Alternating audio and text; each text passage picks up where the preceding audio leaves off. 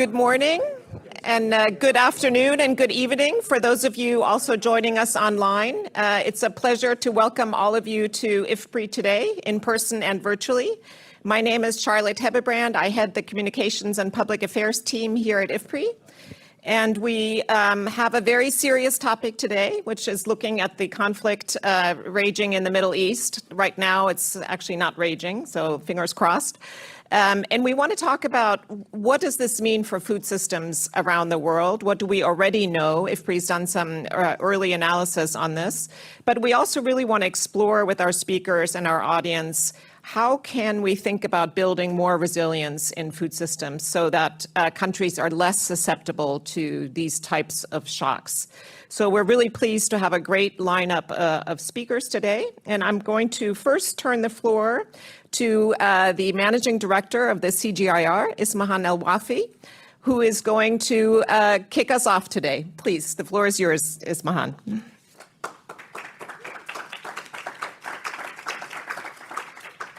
Thank you very much, Charlotte. We were planning to do it the other way around, but that's okay, you or myself. So, colleague, thank you so much for being with us here today. It's a very important subject for everybody. As we are seeing, wars continue to multiply, unfortunately. It does affect food system. It does affect supply. It does affect people. And it is really tough times always. But I have to say, both CGR and IFPRI, including IFPRI, have been really on the forefront, bringing analysis, trying to really inform policymakers and people of what's happening. So from my perspective, really, within the CGR, IFPRI has been always really doing a lot of work on the analytics side, on the analysis, on the policy advisory services as well to countries. But within the portfolio, we also all recognize the need to work in conflict and post-conflict zone. So we know organizations like WFP, like UNCHR and others, and what we started, it's really partnering with them to make sure that we don't let these people without help. During the war, post-war, there is always people behind it that are really suffering and need to produce their own food. And that's where within the portfolio now we have a program that targeted and that really address those questions. And that's where the discussion today, I think it's very important for us to take it back to our colleagues.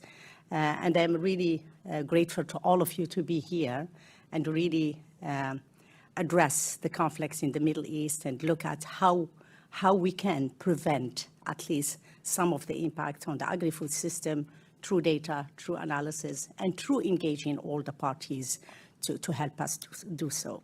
Thank you so much, and I think I'll pass the floor to Joe, that's going to give you a little bit more structured opening remarks for this event. Thank you.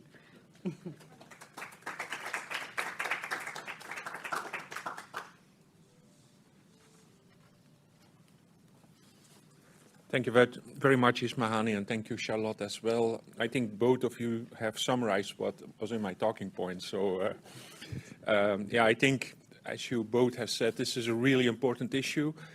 I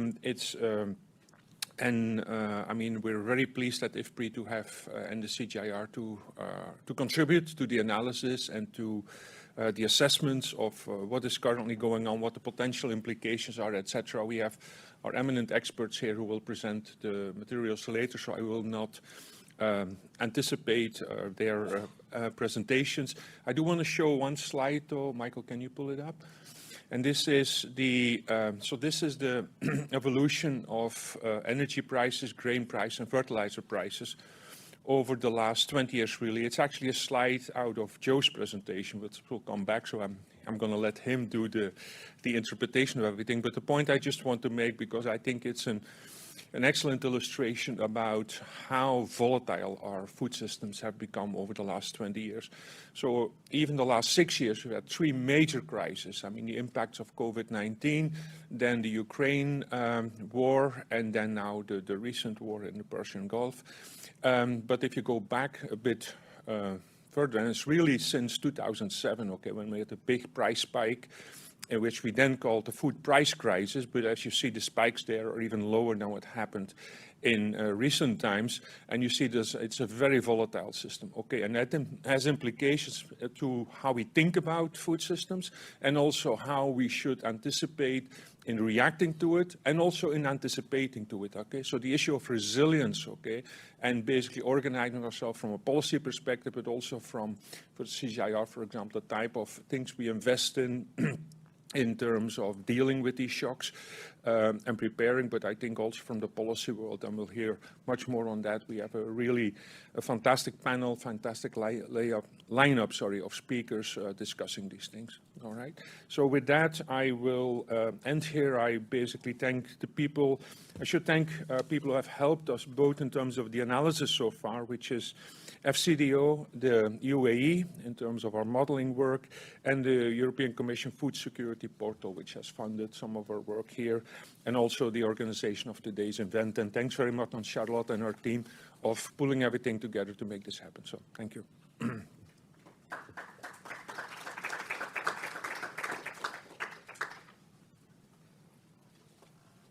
Great.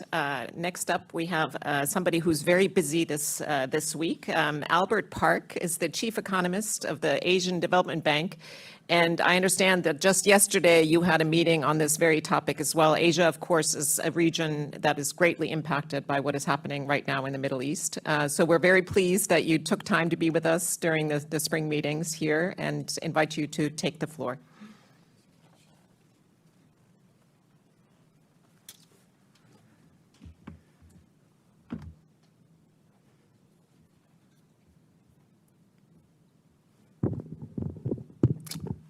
It's a real pleasure to be here. So some people have been describing the crisis associated with the Middle East conflict as an Asian crisis. And that's because economies in Asia, most of them are net importers of oil and gas. And most of the gas and oil, 80%, flowing through the Strait of Hormuz is destined for Asia. So they're facing the most immediate supply shortages when that strait, when the passage has been closed down. There's also many other channels of impact through supply chain linkages, including fertilizer, but also through sulfur and helium as inputs into semiconductors, through Asia's petrochemical industry, et cetera, as well as remittances. Many Asian workers migrate to Middle East economies for work, especially in South Asia, as well as tourism, given the effects on airports in the Middle East, which are key transit points from Europe to Asia, as well as the skyrocketing price of jet fuels. So the fact that Asia is being, in many ways, more impacted than other regions, and of course, it also differs within Asia. But I think it's important because in the context of thinking about food security, it means that fiscal space may be put under more pressure in the region. Households may be more affected by economy-wide shocks that are affecting income and employment through other channels, and also being subject to more overall inflation. And this puts them in a more vulnerable position when they're then hit by food price shocks or difficulty in accessing food. And it puts governments in a more difficult position with much more sharper and hard trade-offs between protecting vulnerable groups, providing assistance, and preserving fiscal space, especially if debt sustainability and balance of payments are threatened to go into crisis. So we've been obviously doing a ton of work monitoring the situation in Asian economies. We find that Southeast Asia and Pacific economies are particularly vulnerable because of their greater reliance on oil and gas. But also some South Asian economies rely directly on imports from the Middle East, as well as remittances from the Middle East. So one reason that fertilizer prices are being so strongly affected by the Middle East conflict is that natural gas is a major input for fertilizer and is being more affected even than oil by the conflict. It has been estimated that actually 40 to 45% of the oil produced in the Middle East has been able to continue to flow out of that region through alternative routes, east and west of the strait, or through exceptions to transit restrictions. There are no such alternative routes for shipping the natural gas in the Middle East. And we also know that there was severe damage to key natural gas plant in Qatar, which accounts for 3% of global supply and will take 3 to 5 years to repair. And so we've seen urea prices, as an example, increase by 60% since the conflict began, and doubling since December, if you go back to December. And so this is why ADB is very concerned about the potential impacts of the crisis on food security. The World Food Program, in our event that we held very recently, has estimated that Asia has 59 million persons who are food insecure before the conflict, and that is expected to increase up to 24% due to the conflict. So rice is the most important grain crop in Asia, and most global rice is produced in the region. So there obviously is a pressing concern right now because many key Asian rice-producing countries are now planting rice. Some started in March, many in April. So that limited fertilizer availability now or expensive fertilizer could really lead to lower yields later this year and threaten food security. So we've been working on some joint analysis of the impact on global rice production and the rice market with the International Rice Research Institute using a global rice modeling approach. And that analysis is still somewhat preliminary, but it indicates that in a scenario of oil prices doubling during this year, global rice prices could increase by over 30%, rising above US $500 per ton for Thai 5% broken rice. That would bring rice prices close to levels seen during and after the COVID pandemic, although still somewhat below the spike observed following Russia's invasion of Ukraine when it reached over $600 per ton. And of course, transmission of global prices to domestic prices will depend on a number of government policies and local availability. So the preliminary results show that we expect production to be most negatively affected in countries that rely on urea imports, such as Philippines and Cambodia, where nearly all of the fertilizer is imported. In those countries, we expect production to decline by 20 to 25%. While countries that are more self-sufficient in urea, like Indonesia, which is an exporter of urea and produces quite a lot of it, as well as natural gas, they are less affected with an expected decline of production of just 5%. Other major rice producers in the region, Thailand, Vietnam, India, China, we expect reductions under this scenario of 10% to 15%, around that range. Now, the higher rice prices will partly offset the negative impact of lower yields on farmers' incomes. But of course, prices for consumers broadly will depend on those international rice prices as well as any government policies and domestic supply. But of course, there will be pressures for prices domestically to be allowed to increase, given that governments will face difficult choices balancing spending to subsidize food with a need to maintain fiscal space for debt sustainability or for other priorities. So in the short run, the priority in terms of policy responses is to support access to inputs and ability to finance the purchase of those inputs both by farmers or by intermediaries. And that's for fertilizer and for diesel, which is another important input into agriculture. So in Myanmar, for example, the price of food has already increased by 20% since the conflict, mainly due to the increase in diesel prices. This also came from our discussion with local experts recently. And in Pakistan, we learned that diesel is actually being subsidized for farmers to ameliorate these negative effects on the next crop. Now, in India, fertilizer is subsidized by the government, but quantities that are made available may decline because 25% of urea are imported, and even the domestically produced urea relies on imported natural gas. So they've been already rationing fertilizer factories, giving them just 75% of the normal amount of energy that they use. Maintaining open trade in fertilizer and rice, of course, is critical, and we've learned that lesson in the past. We saw export controls on rice by India from 2022 to 2024, putting upward pressure on prices for import-dependent economies. And most recently, we've seen China also now importing fertilizer export controls.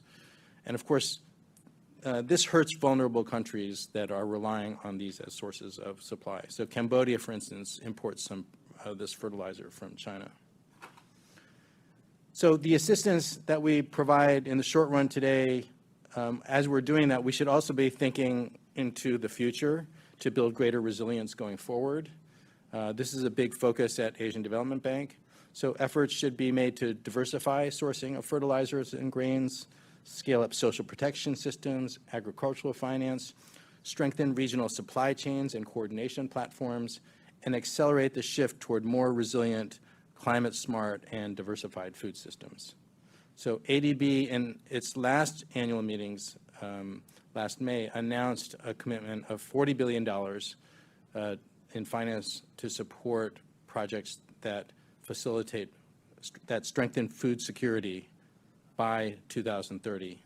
So we're very committed and interested to engage with partners on thinking together what the right sequence of strategies and partnerships can be to make that vision a reality. So thank you very much.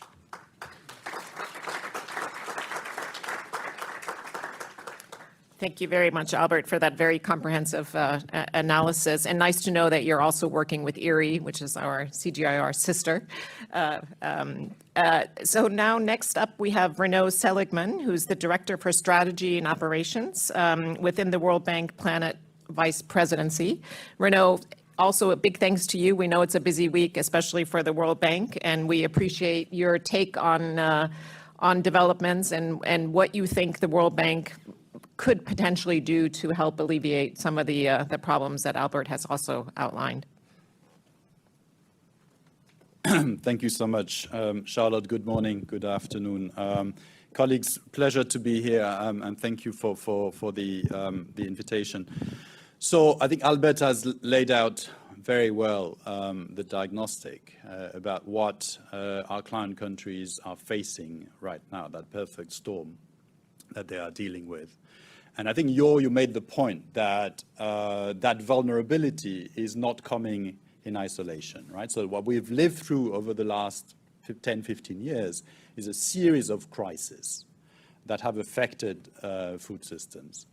So the definition of insanity is to repeatedly do the same thing and expect a different outcome. And hopefully, this time will be different because the international community has actually learned some lessons from previous crises, be it the fuel crisis of 2007, 2008, when I actually joined the World Bank at the time and participated in the packages to that. What happened in the drought in 11-12, what happened with COVID or the Russian invasion of Ukraine. We have hopefully built some muscles and some mechanisms that we can deploy now. And let me give you an illustration of that. So at the level of the World Bank Group, we have set up something called the Crisis Response Toolkit. There are elements to this which include the possibility for every country that is a World Bank Group borrower to take 10% of their uncommitted balances and redeploy them today in 24 hours at their request to respond to the crisis. That is immediately available. We also have some clauses we have built into our loan agreements, contingency emergency response components in projects which can also be repurposed, again, without any particular legal hoops that you have to go through. You can take the money for that component and you can deploy it to support your households, your firms, to help respond to the crisis. That's adding up to about $20 to $25 billion within the next 1 to 3 months. That's immediately available for our client countries at their request. Adding to that, we also have an additional 25 to, let's say, 30, 35 billion, which could be available within 6 months of uncommitted funds that could come either from IDA, from IBRD, from IFC balances, and could go towards new programs, right, that would help to tackle some of the structural issues. And the point there is that you talked, Albert, about the policy response. So there are a few lessons that we have learned, because it's not just about throwing money at the problem, right? Of course, money is useful to deal with the immediate emergency relief that is needed. But what we have learned from previous crises is, one, that when dealing with the immediate emergency response, you also need to think about the medium-term recovery, about how you're going to be building a greater resilience for the future, number one. Number two, we've learned that this has to be a multi-sector approach. Yes, we are here today talking about food systems, but let's not forget that we also have to think about the negative income effect that is hitting households very hard.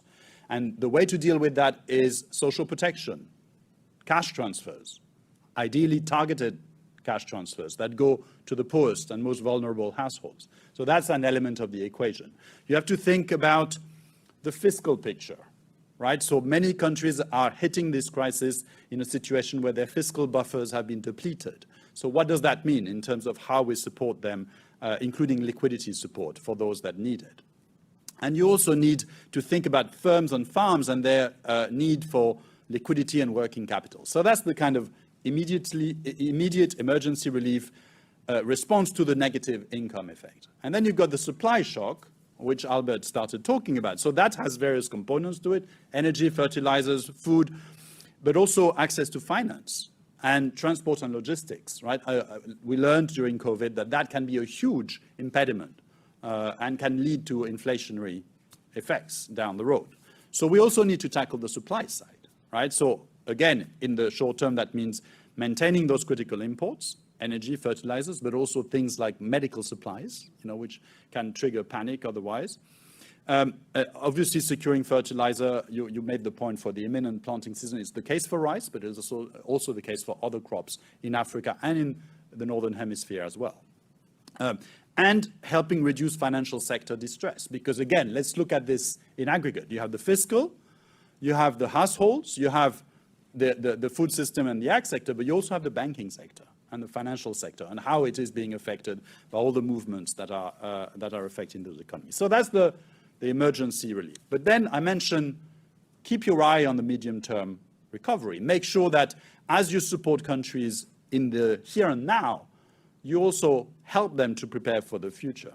So that means rebuilding fiscal buffers, managing debt and external balances smartly, but also more efficient use of subsidies. This is something on which we've been working very closely with IFPRI. Albert was talking about fertilizer subsidies in India. These are countries where the overuse of fertilizer in some places is actually decreasing yield and productivity. So if the price goes up and the demand goes down and the use goes down, your yield will actually go up, not down. Why would you want to subsidize the continued overuse of fertilizer in that situation? It's a bit mad. But we are seeing some of that. And so avoiding that kind of response would be very important.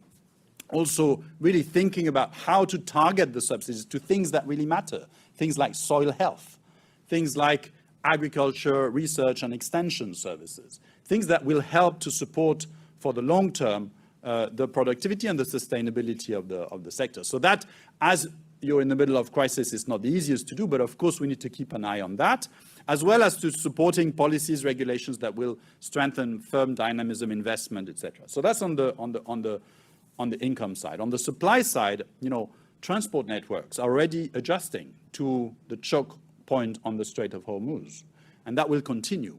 Investments will take place, right? And helping develop supply chains as well as strategic energy infrastructure investments is obviously going to be helping. Let me finish with a bit of a double click on fertilizer. Albert explained the mechanism of transmission from natural gas to fertilizer prices. And of course, the key point is that shortages can have multi-season consequences for productivity, right? So the approach here is to protect the private sector actors who move these inputs. In most countries, actually, the private sector plays a big role in this. If you displace them with massive public intervention, you can really hurt yourself.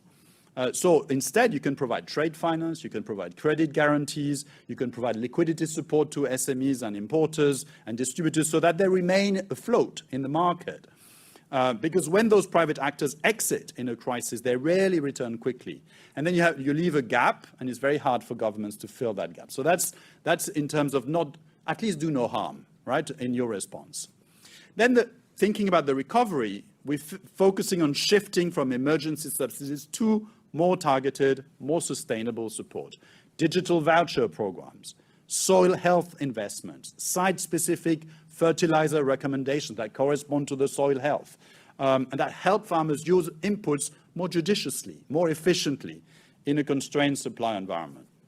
So look, I talked about the lessons learned from the past when it comes to the bank, but there are lessons from the international system as well. And I'll finish with that. You know, we do have now 29 food security national preparedness plans that have been put in place with all the key players around the table. We have triggered, Somalia has requested the triggering of its plan a few weeks ago. And that is a mechanism that allows to have pre-positioned understanding of what needs to be done. It brings all of the key actors across the development and humanitarian spectrum together. And it provides an opportunity to come out of this crisis with stronger, more resilient systems going forward. So with that, thank you very much for your attention.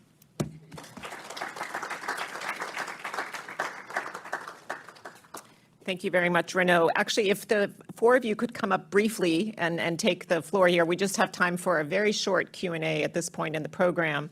And if any of you would like to ask a question, please stand by the mics and introduce yourselves. And we've had a bunch already come in online. And for those of you online, please continue to submit your questions. You can do that on ifpri.org, on Facebook or LinkedIn, on YouTube, or using the hashtag AskIFPRI on X. So Ismahan, we're going to kick off with you.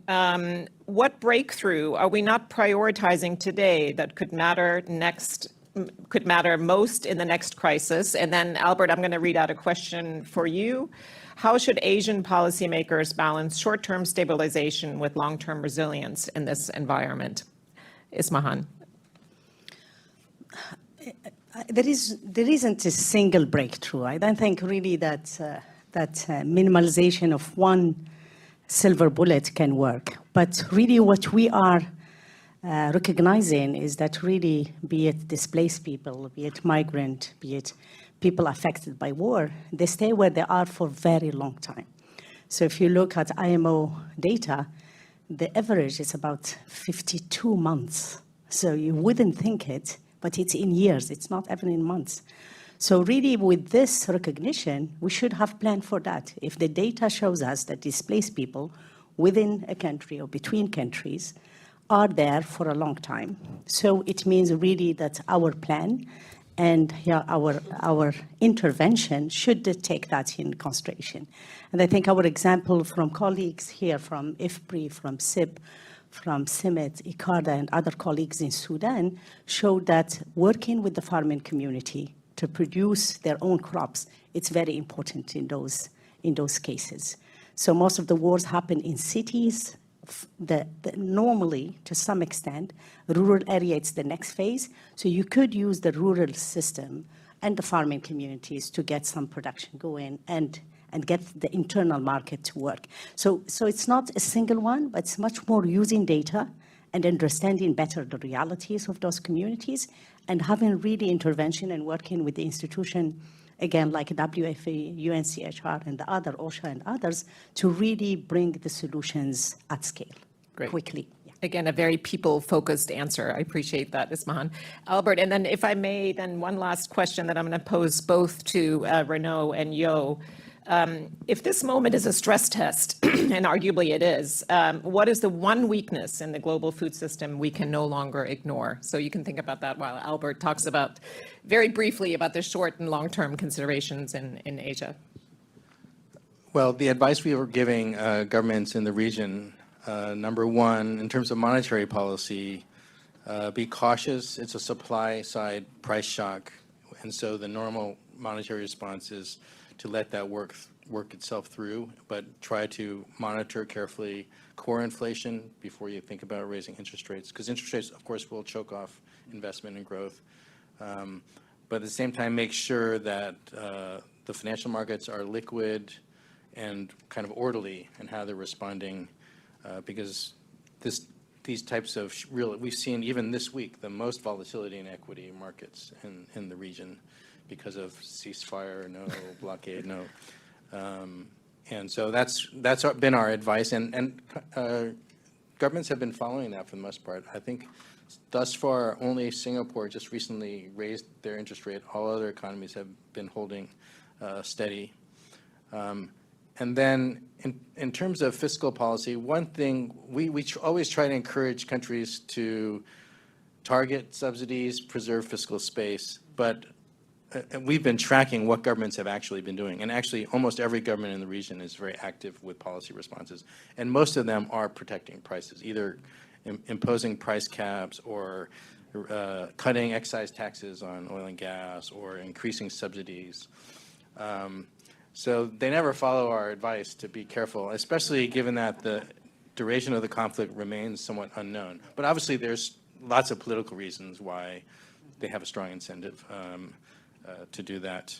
But one other reason, in addition to conserving fiscal space, is that you really want to allow the price signals to operate, because the price signals help both consumers and producers respond in an efficient way and use those scarce resources, appropriately. And so you lose a margin of efficient response by not letting those price signals kind of go through. And of course, in the longer term, countries need to think of strategies to build more energy resilience, diversifying sources. One thing that's been nice to see is that at least 5 countries in the region have announced that they want to accelerate investments in renewable energy, which of course makes complete sense and helps accelerate the green transition. On the other side, I think— If you can wrap up, because we need to. Last sentence, some economies that have cheap coal resources, some of our big ones, Indonesia, India, China, there's probably going to be a tendency to shift back to coal as a short-term response to keeping energy prices low. Outstanding answer. Maybe before we go to the biggest global weakness that you see in food systems, let's turn to a question in the room. Thanks, everyone. All right, great. Purnima Menon from IFPRI. So, I really have appreciated hearing what all of you are saying. And Ismahan, your last point on the data and the impacts on people is really important. I think the question I have is, where are the investments in the knowledge building and in the building of the knowledge cooperation? So what we've experienced in the past several crises is that the knowledge community has sort of had to rise and scrape together resources to do the kind of responsive research that's needed to help understand what's going on, and has even had to then scrape the resources together to create the knowledge cooperation models that hold things steady. So, I'd really love to hear your thoughts on what should a knowledge investment look like to be able to respond to these. It's clear we need sort of modeling work, we need policy analysis, we need data on what's happening to people on the ground, primary surveys, sort of impact evaluations of crises. So one can sort of envision that, but we have to have a conversation on how that evidence building is supported and financed. So would really love to hear your thoughts on that. Thank you. And maybe in particular, because we expect these kinds of shocks to keep coming, right? So how do we keep this analysis going in a way that can help when it's necessary? Ismahan, do you want to answer that? I think really the question should be to our development bank colleagues here. So definitely I couldn't agree with you more, Purnima. It's always when we are struck by the crisis that we are grappling with funding, and I think really there should be better coordination mechanism and finance mechanisms. I know about the knowledge bank in the World Bank and Asian Development Bank, so maybe I will pass the floor to our colleagues to help us, because the fact that each institution tried to do a piece on the side, and given that we don't have very little core funding, it gives us really very little let's see, easiness to do it. And I think really we need a bigger picture. We need maybe a coordination between institution, the IFIs coming in and helping us with that. So maybe I'll pass it to Renaud. Okay, thanks, Ismahan. Well, since you've challenged me, let me try to put a plug for something which actually has been built following previous crisis, and I think is a very useful tool, which is the Global Food and Nutrition Security Dashboard, the GAFS, gafs.info, if you look it up online. It's a multi-stakeholder partnership. Of course, IFPRI is also working with us on this. It has a map, interactive maps that shows the hotspots and as well as the key pressure points. I think it's a very, very useful tool, and it's a collective tool. It's a public good, and that's the kind of thing that we should encourage and develop. The second point I was going to make is to respond to your initial question, I think, online about what is the critical weakness in the food system that we should tackle. Unfortunately, I will borrow a leaf of your book, Isman. I don't think there is a single silver bullet. Given the complexity of the food systems, I think you have to work on three different aspects that have different importance depending on the country. One is the foundational elements, right? Infrastructure, natural capital, digital, right? Rural roads all the way to cold chains, right? Then you have the policy environment. And on the policy space, and we here at IFPRI, there are many distortions in food systems, and your is probably best placed to tackle, which are the biggest ones. Subsidies is one, but it's not the only one. Trade is another one, which actually get in the way of a resilient food system and an effective and efficient food system. And then there's the third and most important one, which is the ability to bring in capital, because agriculture is a private sector enterprise. And there are huge challenges with access to finance, with insurance, which can be overcome. And I will go back to the digital, to me, is one of the key breakthrough technologies that can help to give access to millions of fragmented smallholder farmers and family farmers. And through the digital tool, you can give them not just advisory, access to inputs, but also access to finance, insurance, and weather services all bundled together. And that is a game changer in many ways. Excellent. Thanks, Renaud. Yo, you have the last word. Very briefly, what is the one weakness that you're the most worried about in the global food system? If I knew that, I probably would have to close the institute here, right? So let me just, I thought Renaud's answer was very good. Let me just add one thing, which is the importance of basically having a balanced approach. And that is, for example, during the earlier crisis, for example, in Ukraine, for example, you saw that some of the North African countries, which are basically, their main diet was basically bread based on wheat, and they were importing 90% of wheat from one single country. Obviously, you're vulnerable, right? So that, basically spreading your risks, diversifying your supply chains. The same thing happened during COVID when some of the private sector supply chains were depending, for example, on a single port to import crucial ingredients. So, of course, if the port closes down because of COVID regulations, then basically the whole supply chain collapses. So I think that is important. The same thing we see now on the fertilizer system in terms of basically, I think for us, as a research organization, it has major implications in terms of what we should focus on. The issue of agroecology, for example, new breeding technique, basically new seeds focused on basically substituting some of the fertilizer systems that we have now. It's a really an important component, but it should not be the only thing. It should be part of a broader portfolio, I think, of addressing this as a system rather than as a single solution. Excellent. Thank you all so very much.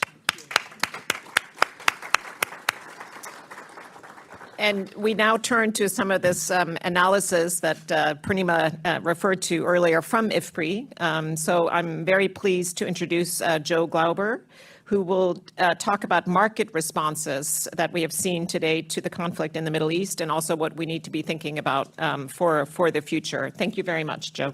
Thanks. I spilled my coffee. Take it on my salary. No, thanks very much. And not a lot of time here, but want to go through quickly some of our analyses. And I really thought, I mean, we've heard, and Albert did a great job kind of going through. That makes a lot more sense. Albert did a great job kind of going through some of the economics and talking about how this really is a supply crisis, not a demand crisis. What I want to do is kind of walk backwards a little bit, put it in context of some of these other price spikes that we've seen over the last, that Yo had in his slide, and then put it in context of those things to say why I think in one sense we're a little better positioned, at least on the ag production side, but again, with big caveats in terms of what could potentially happen if this the Strait of Hormuz is closed for a long time. I think you've seen these charts, you know all the important things. You know, there are efforts trying to get some safe passage through the Strait of Hormuz for food and fertilizer and other things, but right now it's I didn't check my phone before I got up here to find out if there's any new news. Normally it comes at night, unfortunately. But again, back to the chart that Yo showed, these other price spikes largely were accompanied also by demand shocks. And I think that's something that's very key here, that's very different. I mean, the food price crisis, obviously a lot going on in terms of biofuel production in particular, but also Asian demand. The droughts in 2012, we still have a lot of increasing growth for soybeans and other things coming out of China. And then COVID, you know, 2021, these prices started going up well before the Russia's invasion of Ukraine, but really halfway through 2021, we started seeing this recovery really driving prices. And again, mainly a demand side event there, but then precipitated when the supply events came in with the invasion by Russia. But here you can see the evidence. I mean, what's remarkable here is that you know, you can see the scales, of course, are very different in terms of the increases, but the fertilizer and energy price spikes that we're seeing now are very, very similar to what we saw in 2022. Not so much with agricultural commodities. In fact, rice is down right now.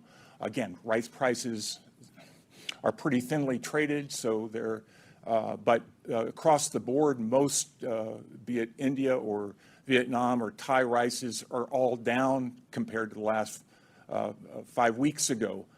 That don't read too much into that, other than the fact that we aren't seeing a huge increase like what we saw in 2022. And this is just within the first 3 weeks after the invasion, Russia's invasion, or after the closure of the Strait of Hormuz. But it's just to say that in the case of 2022, we did see prices spike even higher for many of these commodities, but by mid-2022, they were coming back down.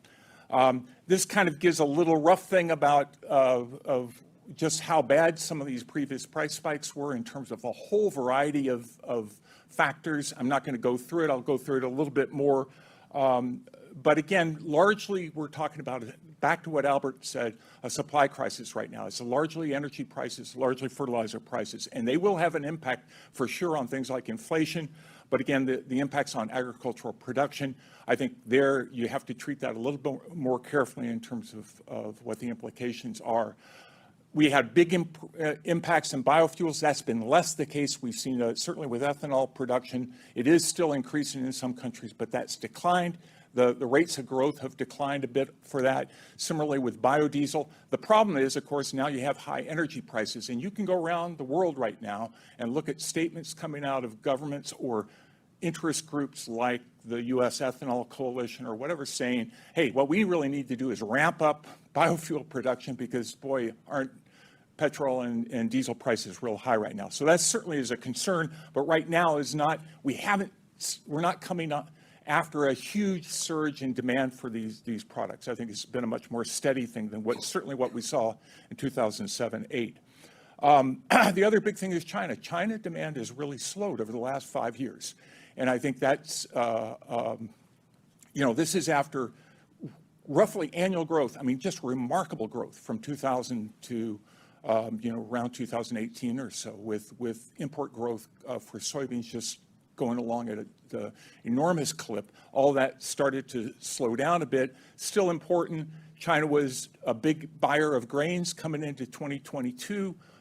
They're no longer, or at least right now, are not, because their production is caught up with that surge that was trying to meet the increase of the hog population after African swine fever. So those are all good news, I think, for the agricultural markets right now, because the flip side, compared to some previous crises, is actually we have pretty good stock positions in terms of overall inventories in the world. We're down a little bit in maize. I think that has declined a bit, but rice up, and I think that's a very good sign in terms of global rice stocks relative. And then the overall global supply outlook, I think, is at least crop conditions were very early in the Northern Hemisphere. Largely, a lot of these green areas here reflect winter wheat conditions. But again, these are all positive, at least for the time being. Early season crop condition forecasts aren't all that great a predictor of yields, though, and I think that will certainly bear watching. We have an El Nino that is projected for the second half of the year. We know if you're looking at previous El Ninos, we've had they can be very much connected with negative yields, particularly if you look at South Africa for maize production, or Australia and parts of South America. For most of the commodities, they tend to offset each other globally, except for rice, because of the heavy concentration of rice, as Albert mentioned, in South and Southeast Asia. So the real issue, I think, is this whole thing on fertilizer. What impacts do we see? James is going to present some more comprehensive look at looking at how some of these high energy prices, high fertilizer prices will affect a whole bunch of factors. But I'm just looking at some of the input data, and I think that producers essentially have to, can adjust to high fertilizer prices in a couple of ways. They can grow less fertilizer-intensive crops. We see that particularly with the choice between maize and soybeans, not just in the U.S., but in other areas as well. We saw a drop in maize area. Preliminary indications in the U.S. this spring are that we'll see less maize being grown, or less maize being planted, and more soybeans.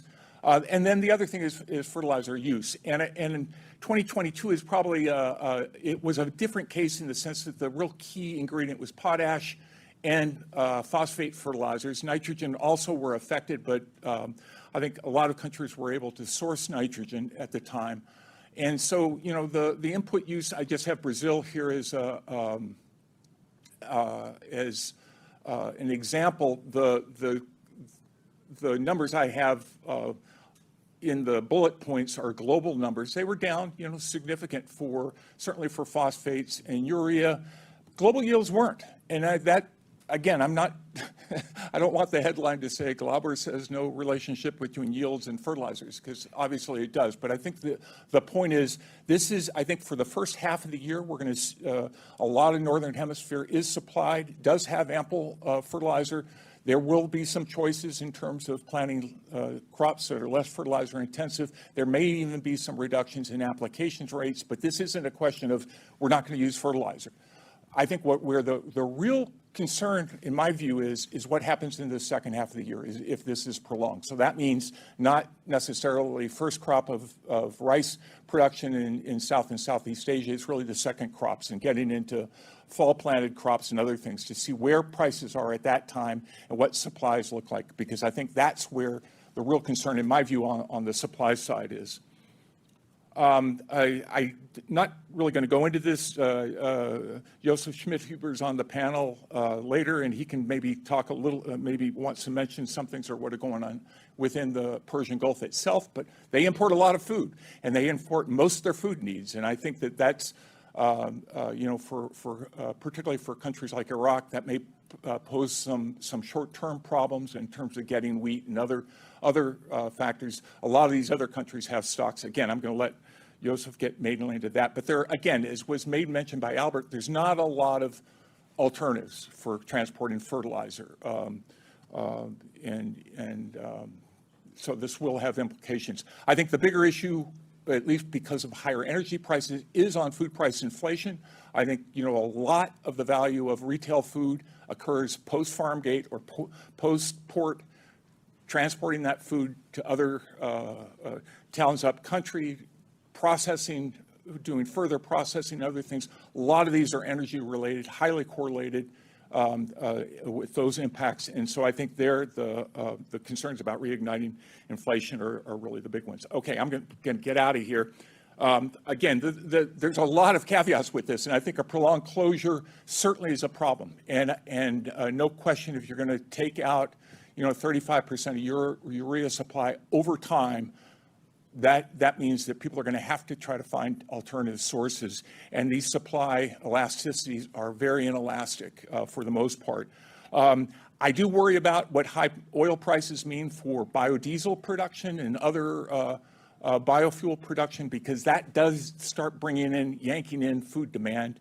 And then I think was mentioned by Renaud and others, the sort of do no harm aspects of this is export restrictions. And I worry about it on the fertilizer side because we certainly have seen restrictions on fertilizers. China has had restrictive exports on phosphates and nitrogen fertilizers in the past. And then also, obviously, any sort of, if we were to see any sort of increase in food prices, how that might affect. And then lastly, a weather event, which, of course, we're not factoring into at this point because we don't know. And that is something that's monitored by Amos and others that we'll all be closely watching. With that, I'm out of here.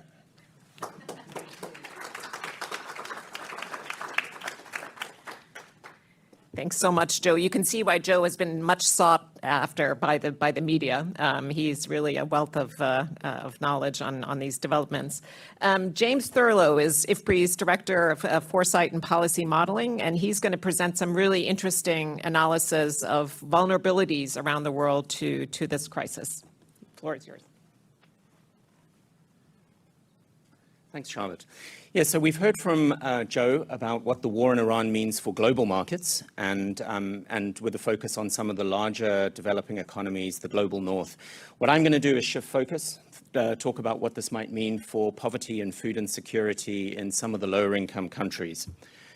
So we've developed what we have is this foresight and rapid response modeling system, which we call FARMS. And when we maintain that here at IFPRI, and we developed it during COVID or as a result of COVID, and we've been using it, unfortunately, ever since to look at El Nino, at Ukraine, and so on.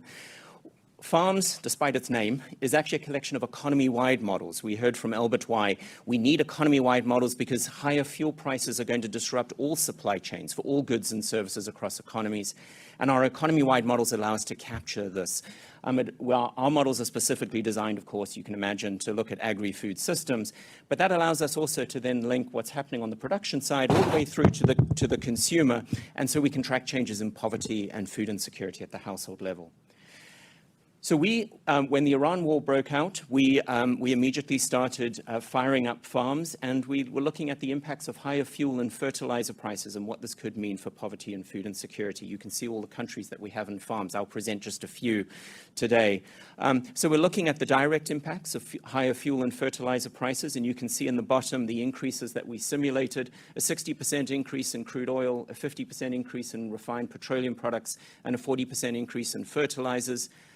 Like Joe, we have to check every week whether this is an extreme scenario or the new normal.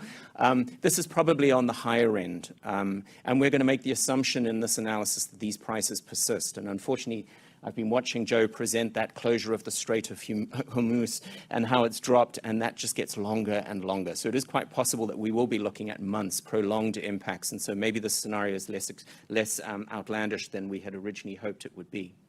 We're also capturing the knock-on effect of higher fertilizer prices and how that may lead to a decline in fertilizer demand and, as a result, lower yields. But as Joe said, we're still watching this impact channel unfold.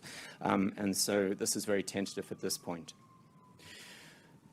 So I think Albert mentioned just how exposed a lot of the Asian countries are to higher fuel and fertilizer prices. What you're seeing on the screen right now is the share of fuel and fertilizer that is used in these lower income countries. What share of is coming from imported fuel and fertilizer? And you can see that for many countries, for many of the products, it's well into over 80, 90, 100% in some countries. What this means then is that higher global prices for fuel and fertilizer are going to ripple through into local markets and is going to affect their economies. In addition to this, these fuel and fertilizer imports make up a very large share of the overall import bill, and so it can have macroeconomic implications. Many countries just have to absorb the higher cost. So I'm going to present three sets of results that come out of our farms modeling system. I'm going to look at what's the impact on the overall economy, on GDP, national incomes. I'm going to look at the impacts on poverty and the impacts on food insecurity. And then I'm going to close with how this crisis relates to some of those other crises where we've used farms in the past. So what you can see here, the impacts on GDP, the broadest possible measure, is that overall the impacts are relatively small, right? We're talking in the order of about 0.5% decline in GDP in most countries. There are a few countries, a couple of countries which do well because they're oil exporters and can take advantage of the windfall gain of higher prices. Doesn't necessarily mean they're producing more oil, but it does mean that they get a windfall gain.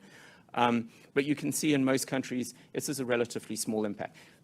Half a percentage point is not, okay, I should qualify that. 0.5% is not nothing, right? If you think about how fast developed countries are growing, losing 0.5% is very significant. Lower income countries like those that are on the screen are growing at the moment at about 4.5% per year. So it's a significant decline. It has real impacts on people's lives in these countries, but it's by no means a complete reversal of the growth that many of these countries are enjoying at the moment. And then I should just mention, where is this decline in growth coming from? It's coming from the higher fuel prices, right? And less so from the impacts of higher fertilizer prices on agriculture. That's at this stage. If we see much higher increases in fertilizer prices, that light green bar may start to increase.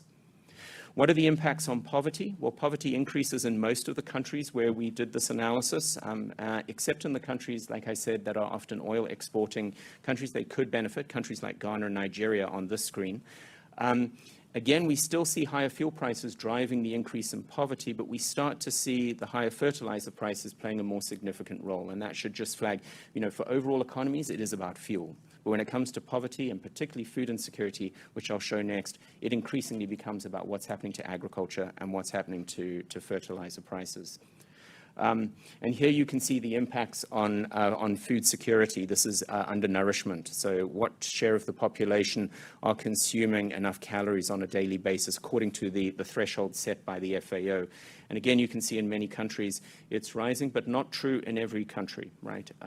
And again, always the qualifier, these impacts will get significantly larger if the fertilizer prices start to increase to the same extent that they did during the Ukraine crisis. We're talking, these are small percentages. We're talking millions and millions of people, so I really should have been putting the numbers of people affected. Very consistent with what we heard the increase in undernourishment could look like in South Asia. I think it was 20 million, 25 million people in Asia, across Asia. And this would be very consistent with some of the numbers that we have here. So let me get to the final slide, and I can explain what this crazy figure on the right means. So generally speaking, what we're seeing is obviously poverty and food insecurity are going to worsen globally. That's almost universally true across the countries where we've done this analysis, and it's going to worsen if prices persist. It's already worsening because of prices being high just for the last 6 weeks, and it's going to continue and get worse over time. Fuel prices are the main concern right now. And we'll be watching what's happening to fertilizer prices as the year unfolds. It is not about waiting for the season, and this is something we need to stress. In many lower-income countries, fertilizer use is actually heavily subsidized, as we heard. It also means governments are doing the procuring, and they're doing that months in advance of the season, right? So the higher prices now will affect the purchases that are being made today. That'll then affect, if you're in Southern Africa, the cropping season, which only really kicks in November, December, later on this year. So we need to be worried today about fertilizer prices, not waiting for the next season to come. The impacts are significantly smaller than they were during the Ukraine crisis, and this is this arcane figure on the right. In any given year, countries, because of climate shocks, because of world market fluctuations, we're seeing poverty moving up and down for reasons that are beyond the control of the governments of these countries. Typically, on average, it varies by country, but about half of the fluctuation in poverty is coming from climate shocks to production, and the other half, surprisingly, is coming from fluctuations in global markets, food prices. So although we put a lot of attention on climate risk, global market risk is a very real reality and a challenge for many lower income countries today that they have to deal with. What you can see in this figure is the variation. If you take Ethiopia, for example, the fluctuation in poverty in percentage points. So in any given year, poverty fluctuates up 4 percentage points, down 4 percentage points at the extreme. And you can see the plus, the light green plus, is where the Ukraine war increased poverty. And you can see the cross, the Iran war, which is, or the X, which is where we are right now. So I've been likening this to Ukraine was clearly a Category 5 hurricane, and we're sitting on roughly a Category 3 at the moment in terms of the Iran war. But that, again, could worsen as time goes on, and if the crisis continues until the end of the year. So let me just end by saying we're obviously watching what's happening to fertilizer and food prices in particular. We're not seeing an increase in food prices just yet, which is why we're not seeing as extreme impacts as we did during the Ukraine war. But as Joe said, and everyone has said, we need to watch those export bans. We need to look at what governments are able to procure right now, and think forward about what that means for the next season. And we need to watch for those an absolute decline in supply, not just a higher price, because that's going to lead to a worse outlook later on in the year. Thank you very much.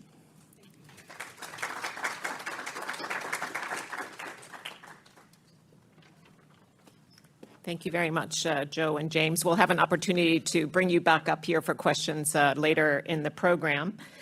We now turn to FCDO. Our DG spoke earlier about the support that IFPRI has received from FCDO to do some of this early analysis. So we thought we'd give you the floor, Mark, to speak to the group a little bit. Mark Diamond is an economist with the International Financial Institutions Department at FCDO, and here in town, of course, for the spring meetings. So thank you also for stopping by at IFPRI. Thanks very much, Charlotte, and I won't take very long at all because this is fascinating and I don't want to get in the way of such an interesting discussion or the analysis. But look, the FCDO is really delighted to be funding a lot of this work, and it's been so important for us in being able to understand, particularly in a fiscally constrained environment, how we can target our support in the best ways possible, particularly for those vulnerable and low-income countries and those individuals that most need it. So just 3 points really that I wanted to highlight in terms of where we see this being most important, both in terms of the work that's been done, but also the discussion and the comments that have been made. The first one is exactly as I just said about targeting that support. It's about being able to, you've enabled us to be able to look past those price increases and understand how this is affecting individuals, how this is affecting firms, how it differs from previous crises, where we can then try and help people. And that leads into the second point about learning and resilience, and about, Renaud mentioned a lot of the work that was done after Russia's invasion of Ukraine has been able to be reused here, the fertilizer market dashboard, for example, and really making sure that in a world where we're seeing more and more recurring crises, we're able to build on that, to learn on that, and to adapt our response every single time. There's both a kind of on an individual country level, but also as a system-wide point. And that's my last point that I wanted to focus on that's been mentioned, is about how we build more system-wide resilience. And the UK is really focused on trying to build a more shock-responsive international financial system. This includes things on food security and resilience in the markets. It's also about debt markets. A lot's been spoken about fiscal vulnerabilities and things that we can do there in terms of being able to help countries manage when they're at high risk of debt distress, climate resilient debt clauses, things like this, and everything that we can do to try and build that into the system, and also enable institutions to work better together, both to provide more efficiently for countries, but also to kind of bring all of those tools together and have a more effective crisis toolkit. So I think everything that's been said here today is exactly what we've been looking for, and it's really excellent work. So a big thank you to everybody, and keep it up. Thank you very much.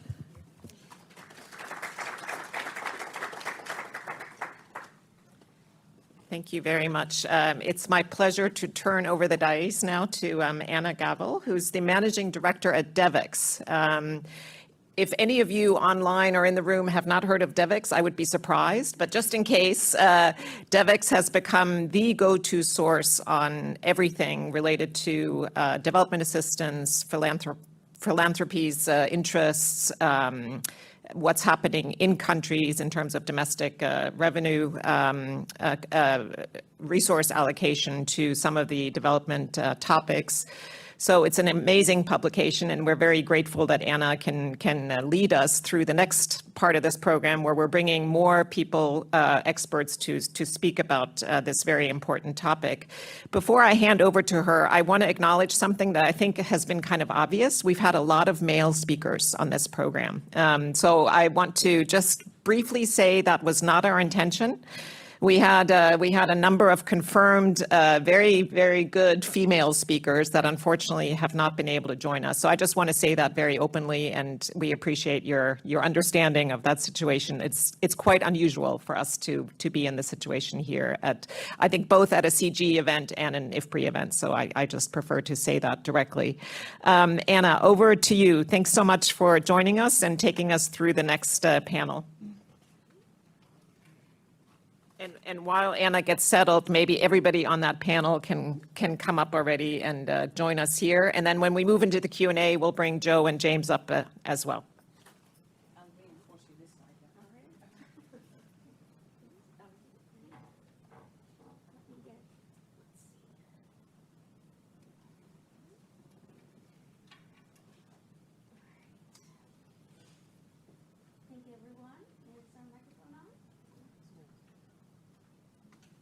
There we go. Yep. Thank you, everyone, and thank you to our panelists for joining us today. So we will be talking about resilience and risk management. As Charlotte said, I'm Anna. I'm with DevEx. I'm pleased to have representatives here from government, international organizations, the private sector as well, to talk about not just the immediate effects of the food crisis, but also the long-term effects and prioritizing strengthening risk management and strengthening resilience so that these shocks, when they do occur inevitably down the line, we can be better prepared for them. So let's introduce our panelists. Rania Dagash Kamara, who is the Assistant Executive Director of Partnerships and Innovation at the World Food Program. Thank you, Rania, for being here. Jonah Gold, who is our Managing Director of Insurance at the U.S. International Development Finance Corporation, or DFC. And we have joining us remotely Josef Schmidt-Huber, who is with Pure Harvest Smart Farms in the United Arab Emirates. And hopefully he'll join us shortly. And we have Rakesh Kupar, who is the Joint Managing Director of the Indian Farmer Fertilizers Cooperative. So there's my long intro. And of course, everyone has impressive bios, so you can look on the events page for more. But Rania, let's go ahead and start with you. The WFP is confronting kind of a perfect storm of crisis. You have dwindling donor contributions. You have soaring hunger in unprecedented levels, and obviously the war in Iran is adding tens of millions of people to the roster of people going hungry around the world. Let's start with a broad overview. What are some of the implications of the conflict in the Middle East for WFP for global humanitarian responses? Thank you very much, Anna. You got to click the button. Yes? Just click on the red. Yes. Green.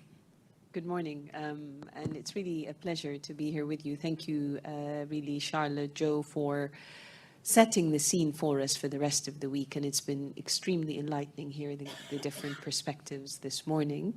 There are many people I would vote for president who spoke this morning. I'm not going to say president of what, I'm a humanitarian, so I don't speak politics.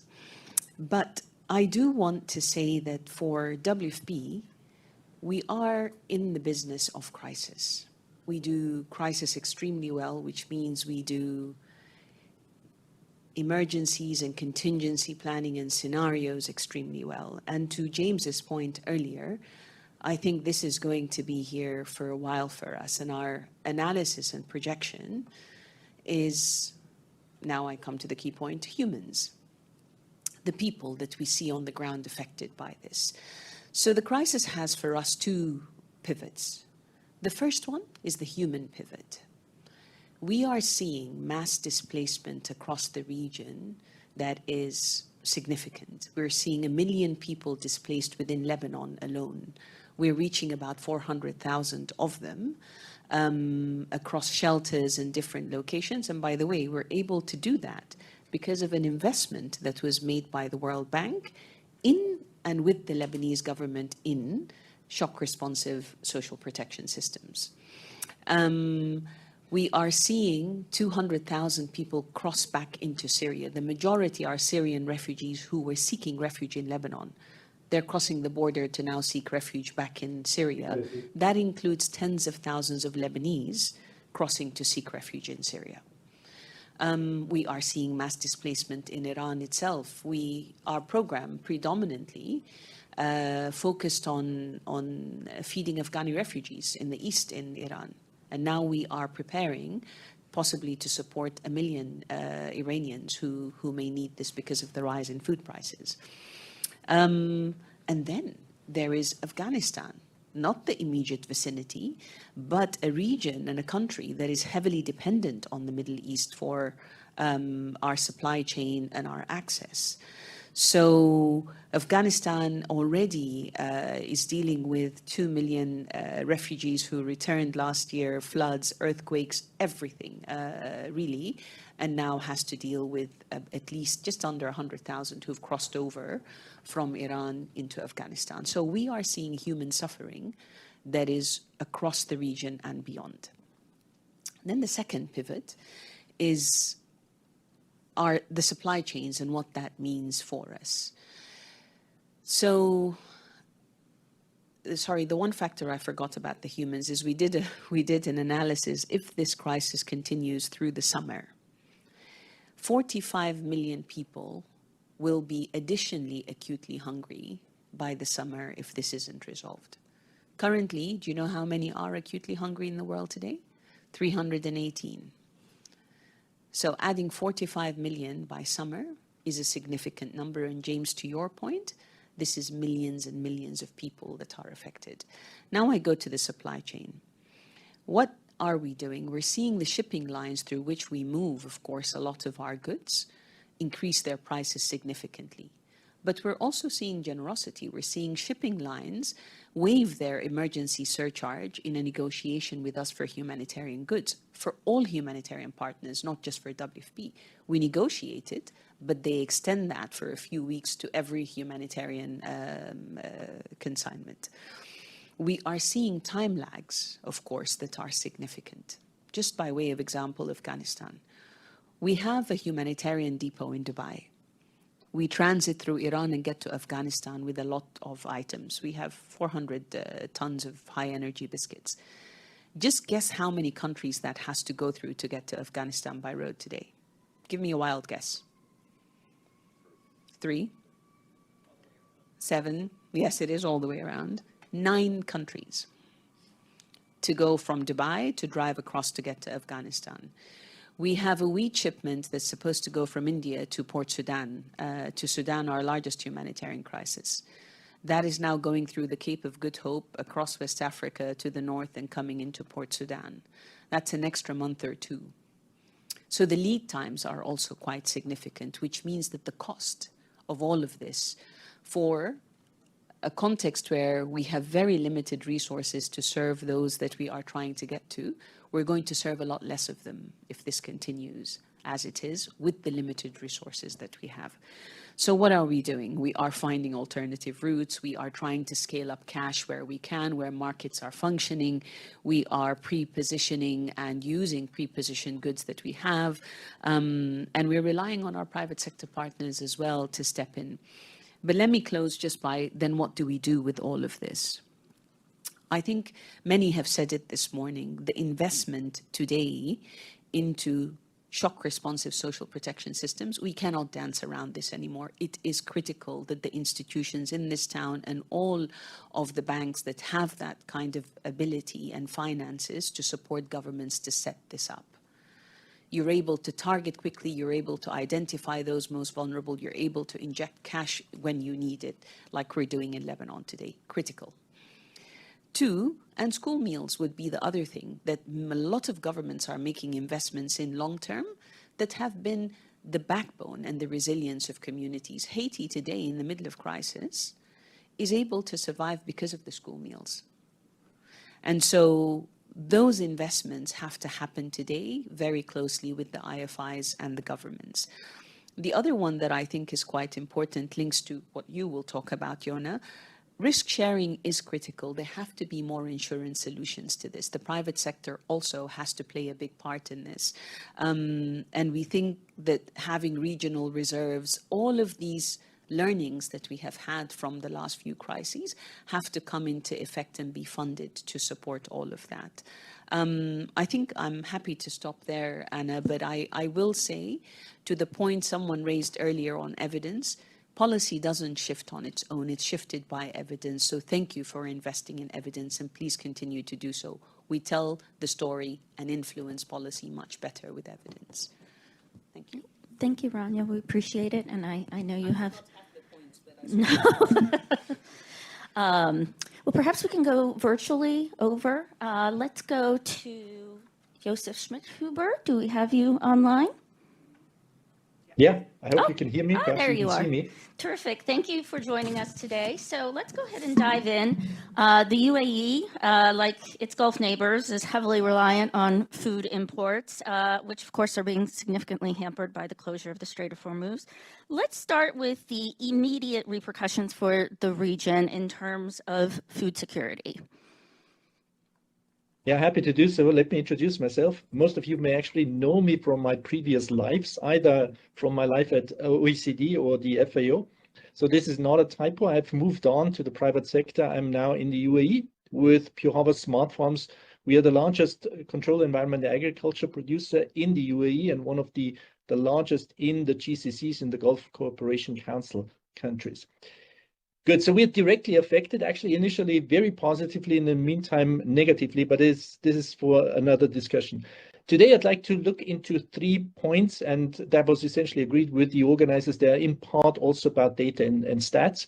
The first is essentially that the GCCs are heavily food import dependent. That's not anything that we wouldn't know, but there are considerable differences between the various countries. So the UAE, we are 90% food import dependent, and I will explain in a moment how this is being calculated. Whereas Oman, which actually has a notable agricultural sector, particularly for horticulture, is only down to 70%. What is notable is that practically 100% of all food in all countries come through choke points. So that's either the Strait of Hormuz or it is the Red Sea corridor. Now, the Red Sea corridor is obviously not as important as a choke point at the moment, but one could imagine, I don't want to give anybody the wrong ideas, that strengthened Houthi rebels could actually make the Red Sea corridor an important choke point, to the extent actually that is comparable to the one of the Strait of Hormuz, which would be absolutely devastating for the region. The organizers also asked me to talk a little bit about the data, as I said already. So many of these import dependency shares in calories actually differ from paper to paper, from analysis to analysis. And can you go back just a sec? Let me explain it, because I think it's important. Actually, the food balance sheets of FAO don't allow us to calculate these shares, simply because we don't know how much of the imports are being used for food, feed, or other uses. So what I do is I split this up along the ratios, but a lot of the other papers don't do that. And so it's important to actually look into the data with a lot of care, because the ratios can vary, and they do vary significantly. Yeah, next slide, please. That brings me to the second point, and that's essentially at the heart of our business, that's fruits and vegetable production. As said, we are the largest producer in the UAE, and while you may not know this, you may also don't know that the UAE and another 2 GCC countries are heavily dependent on imports for fruits and vegetables from Iran. So when I saw that the first time, I found it really amazing, because I mean, Iran actually doesn't have a huge fruits and vegetable industry. They produce tomatoes and eggplants and whatever, the broccoli that you see here. But you wouldn't expect them, given their water shortages and other problems, that they are big fruits and vegetable exporters. They do this for different reasons. There's of course the geographic proximity, and the other reason is dollar diving. So they're just looking for foreign exchange, and they get this by exporting to the UAE.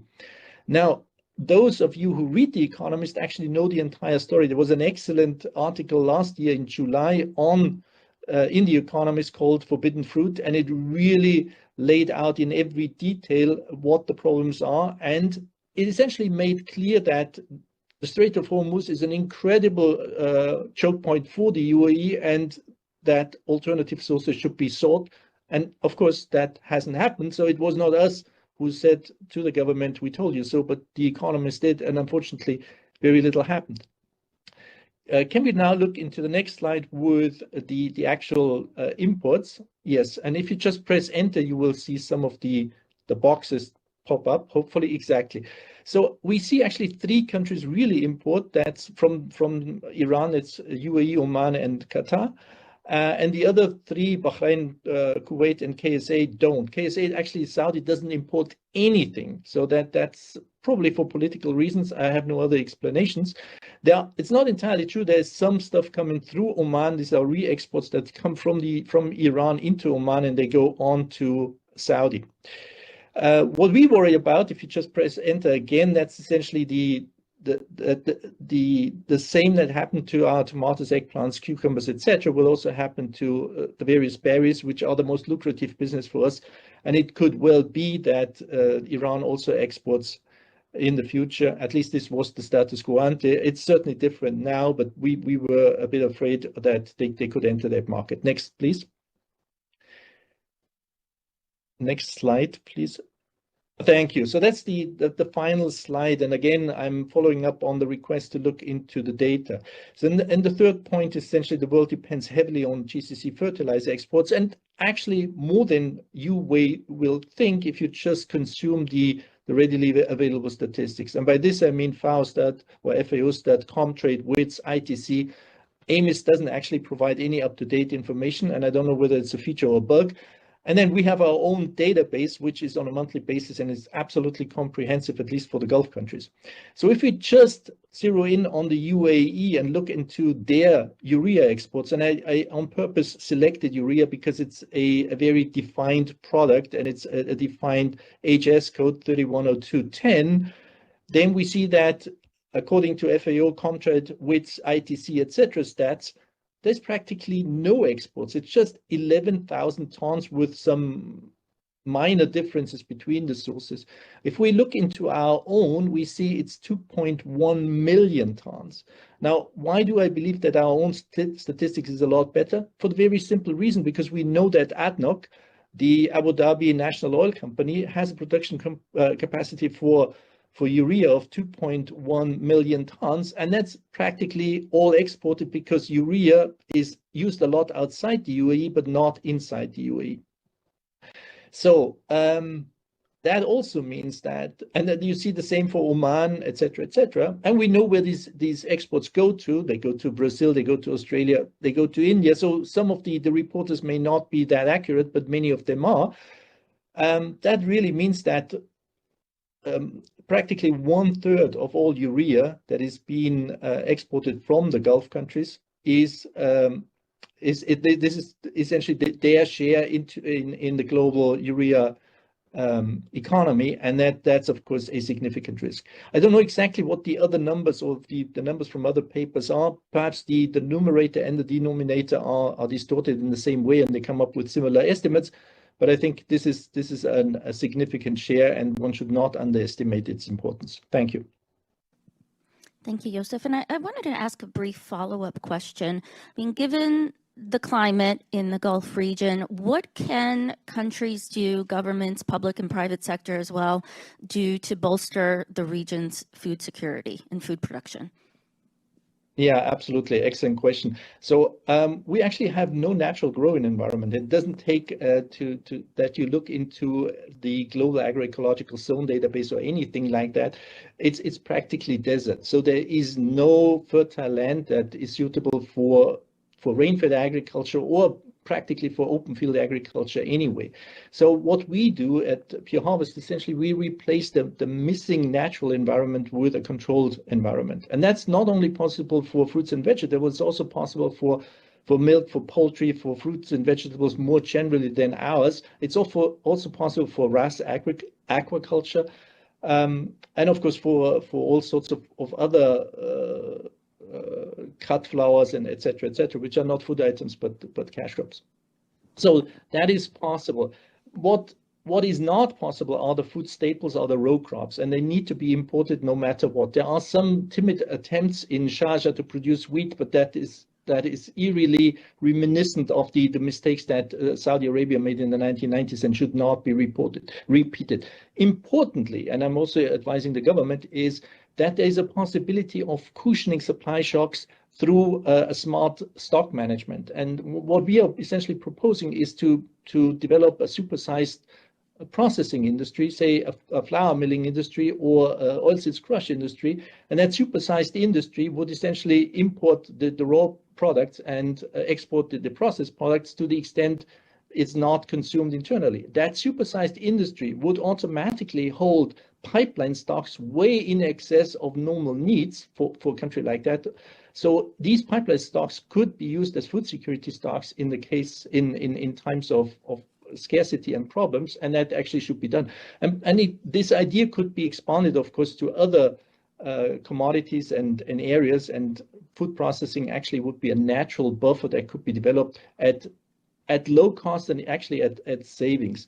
And of course, what we are worried about in the UAE are that other countries, and it has already been mentioned, are imposing export restrictions, both on fertilizer but also on food. But also importantly, and that's hardly mentioned, and perhaps it will come up, is that we are also worried about subsidized imports, which you see, particularly in South Asia, through fertilizer tenders that are subsidized by the government. That creates completely inelastic demand and drives up prices. And that's actually something that we see and worry, not necessarily from the UAE perspective and fertilizer, but from a food perspective, should that happen again as it happened in Egypt in the past. Thank you. Thank you. And thank you, Rania. I think you have to, okay. Thank you so much for joining us, Rania. We have been.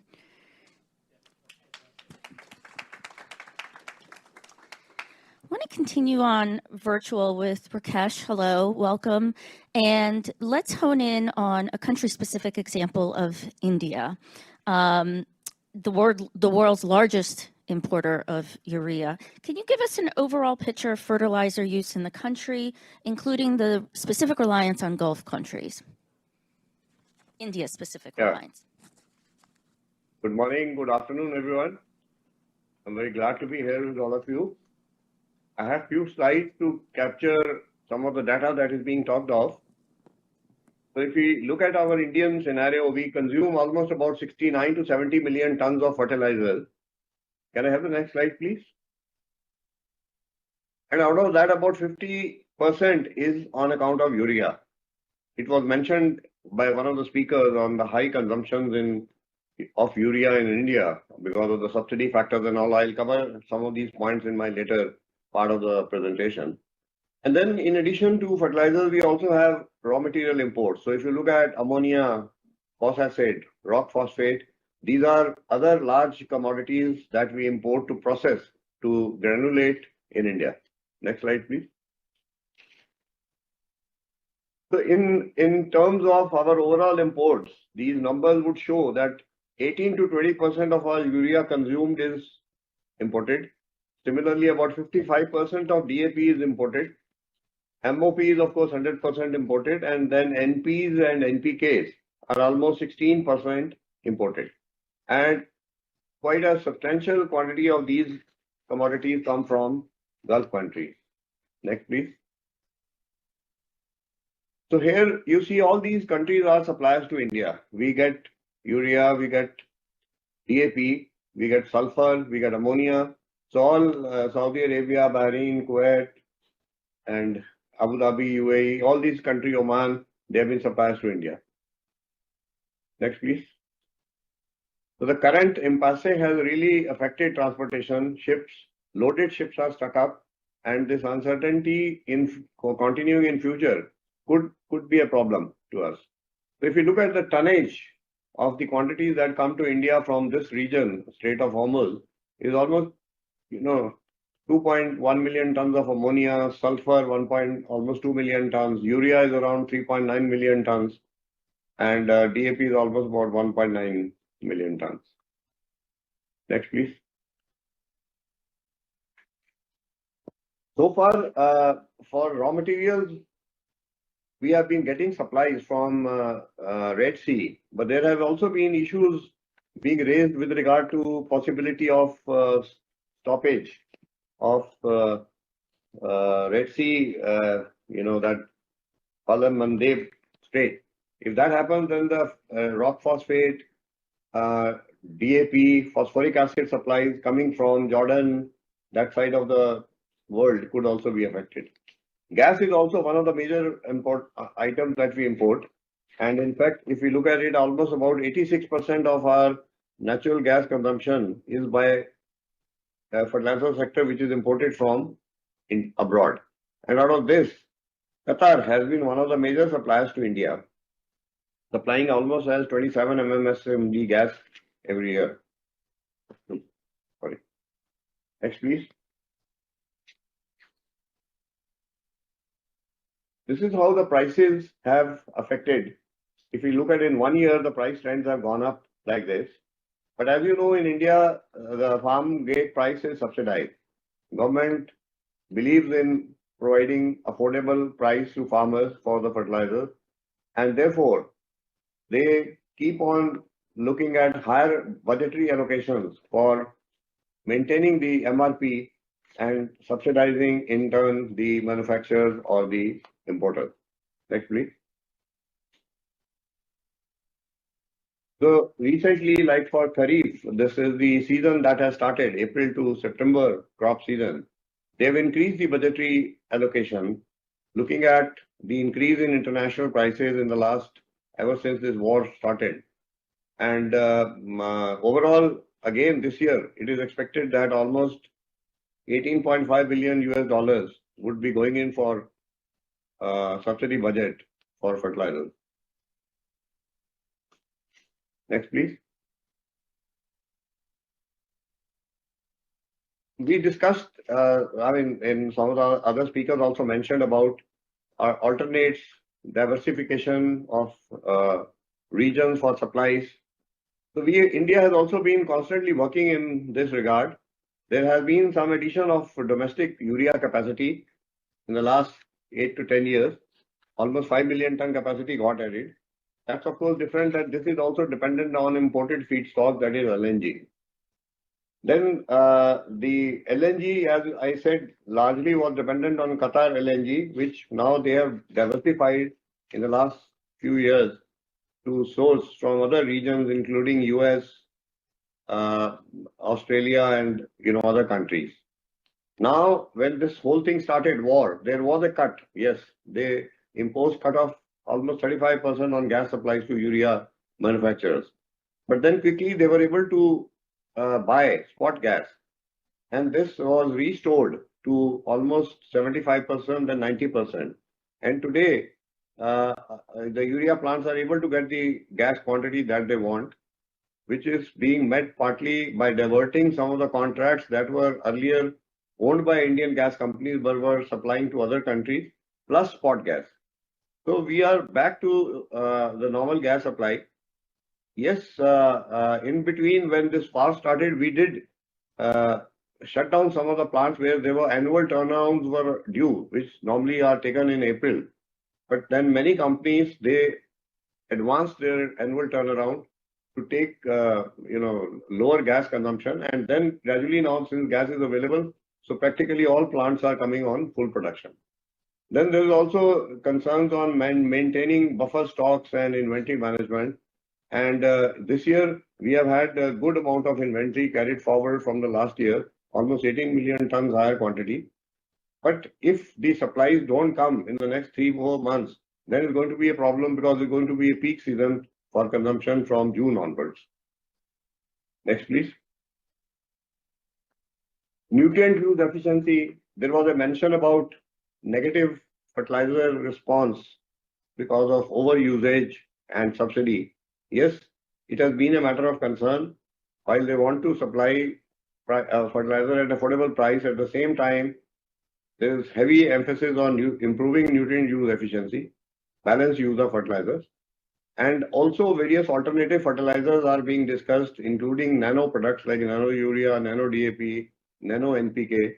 And then some other initiatives have also been started, which are like micronutrient rich specialty fertilizer segment, diversifying cropping patterns, asking farmers to go in for alternate cropping patterns that require less conventional fertilizer and water. And also the soil health cards are constantly being issued and monitored to see the particular soil having particular nutrient deficiency and making it available to farmers. And then again, heavy emphasis on biofertilizers, organic fertilizers, and also green manuring. Next, please. So, government is doing a lot of micromanagement from our different states. The federal government gathers the data for demand, availability, stocks in position. There's a very meticulous movement to ensure that there are no pockets of shortages when the peak season is there, and how to ensure that whatever particular nutrients are required, the same are available for the particular crop that is required. This is also, we also have this warning of El Nino effect this year, and with almost 92% of long period average of rainfall. So if that comes, then there could be also this could affect our food production. So overall, I would say that yes, India is heavily dependent on fertilizers or its raw materials or intermediates, and therefore that has a lot of connection with the food security, and therefore this geopolitical disruptions and supply shocks do have impact on us. Every effort is being made to make available fertilizers, ensure and affordability, even if it's at the cost of extra budgetary support. Thank you. Thank you, Rakesh. Thank you for a comprehensive look at both the immediate consequences and long-term considerations as well. Joan, I'd like to bring you into the conversation. For kind of our non-US, possibly non-DC audiences, can you give us a brief overview of DFC and your work there? Yeah, happy to. DFC is the US government's kind of primary agency for economic statecraft. We help to kind of achieve foreign policy objectives of any administration and to try to address the most pressing developmental challenges that we see. We've talked a lot about previous crises, and I've worked at DFC for a while now, so across those three, and for each one of them, we've had a different variety of initiatives to try to kind of support both addressing kind of the developmental needs of those crises, and also to try to kind of advance U.S. strategic objectives. So whether that was with COVID, I work on the insurance team. We created a kind of non-payment insurance facility for Gavi to try to facilitate vaccine procurement across the world.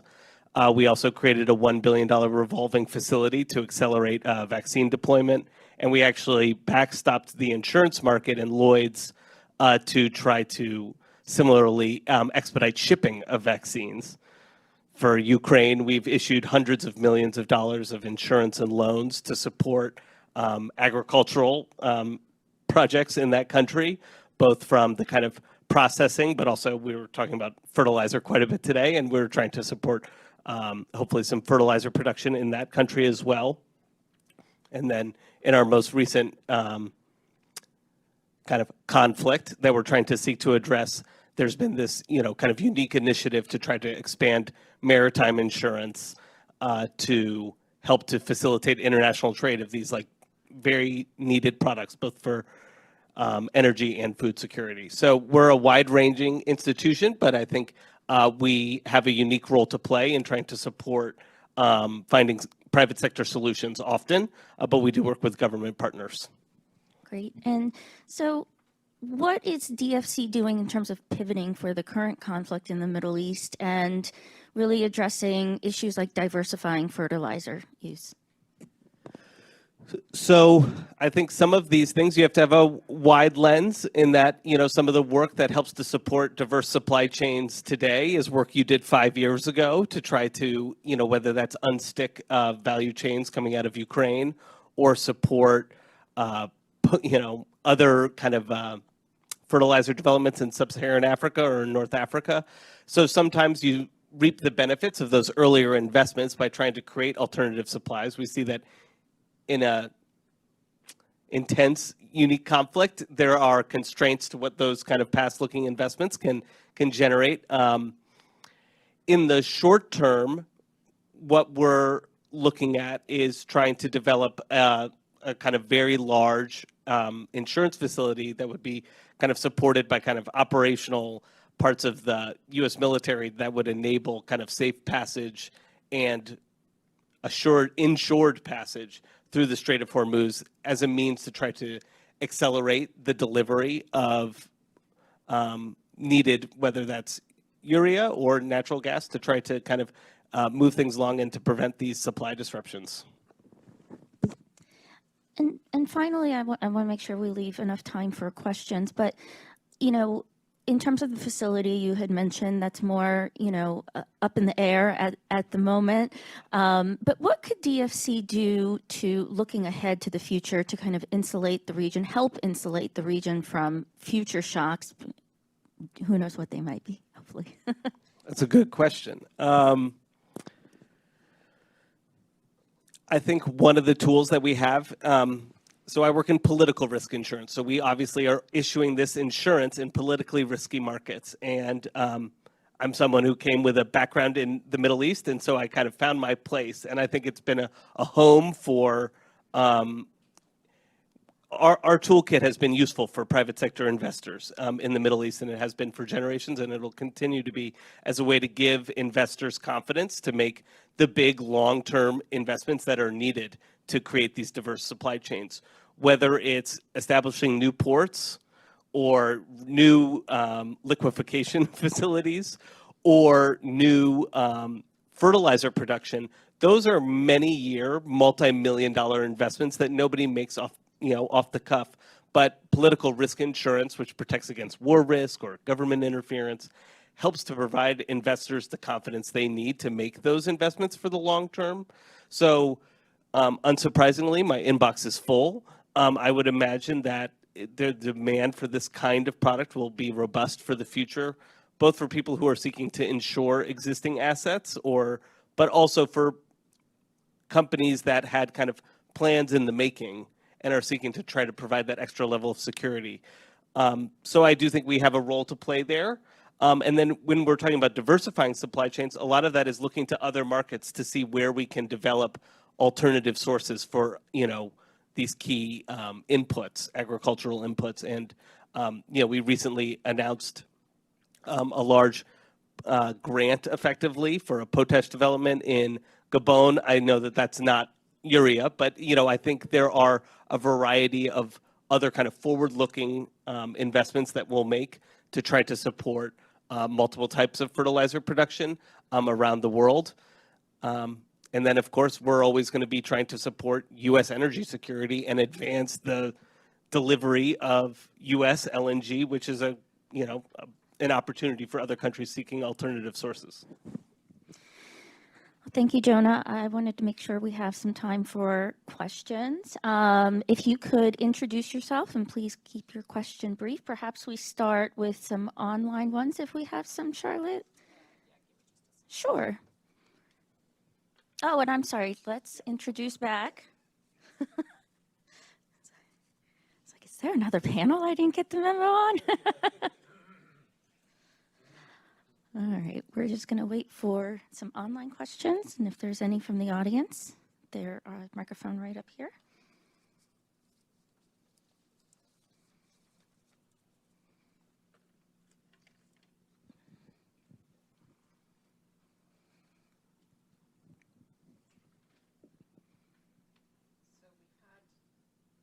A few questions that I would group around this topic. Alternatives to mineral fertilizers. What are the panel's thoughts here in terms of, we've heard about some IFCO, for example, talked about nano urea as a possibility. There's a lot of work going on microbial fertilizers. We know that organic fertilizers play an important role also in providing nutrients. How do all of you see this landscape? And do you think that a crisis like this might actually give some impetus to some of these alternative ways of supporting plant nutrition? Alternative fertilizers. James, Joe, do you want to dive in? I'll take a shot at it. I think the two online can probably address this even better. Yeah, no, I think clearly it's an alternative. I think you hear a lot, as we've heard over the last 2 hours, about diversification. I always make this point that diversification comes at a cost. That there is, that means sometimes going to a source that's more expensive, and again, in the case of green ammonia or other things, those are long-term investments and other sorts of things. I mean, I think there's no, you look back at Egypt and much of North Africa, where do they import most of their wheat now? A few years after 2022, they mainly get it from the Black Sea, because the Black Sea produces really cheap wheat. And I think what you have to balance that is, well, what are the costs of having to find alternative suppliers? And I think what we found is that the market actually worked very well in 2022, that people were able to find other suppliers of wheat. And that may not be the case if there's multi-breadbasket failures or other sorts of things. But I want to put it in that context, that I think alternative sources, that yes, these sorts of events, when we see very, very high prices, they create that sort of demand and potential investments that can help in the long run. But again, I think that for these things to be successful, they have to be cost efficient as well. James, did you have anything to add? All right, Rakesh, Yosef, does either of you want to tackle this question? Yeah, I think when you have a problem with the availability of energy, like in India, what the government is propagating is, for example, recycling of farm waste to convert into, they call it farm organic manure, and simultaneously with those digesters and all, you produce that compressed biogas.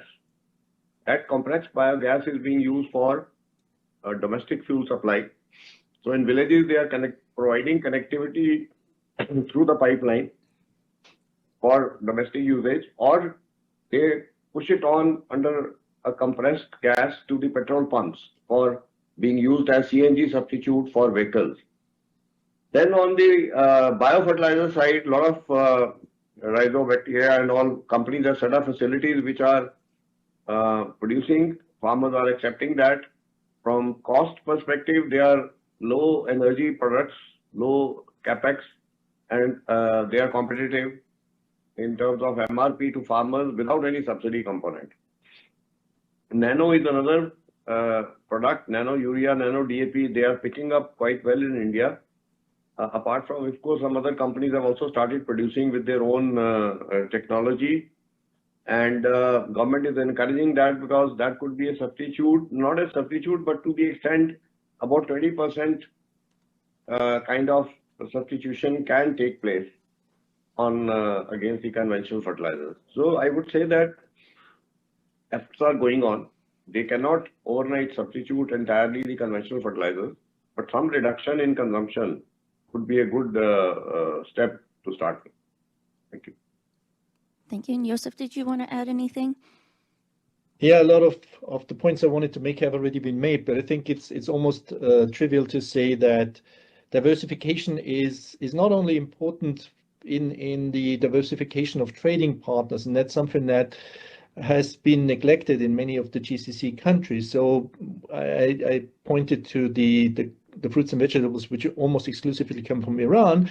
But it's also, and I've heard this already, a lot of the wheat is coming from the Black Sea suppliers, and in part from India, admittedly, but that's a smaller part.